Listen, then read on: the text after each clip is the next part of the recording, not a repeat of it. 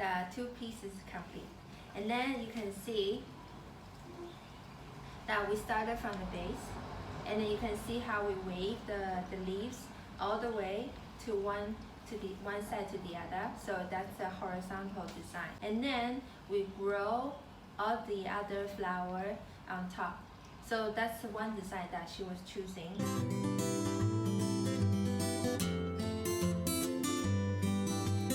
Now we have another one. See, this is coming from the same concept. Start from the base, then we wave the leaf and all the way from one side to the other, and then we intentionally leave the end of the leaf alone. So it gives a very long and very linear kind of design.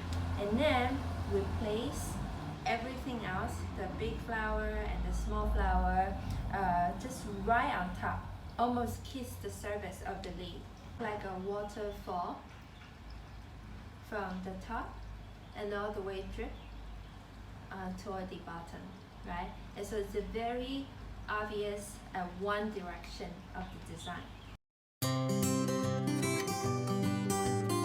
So to keep the airflow in between the flower pieces is also very important. So this one did a very good job too. Okay, so today we do the horizontal design, and which is very, very successful.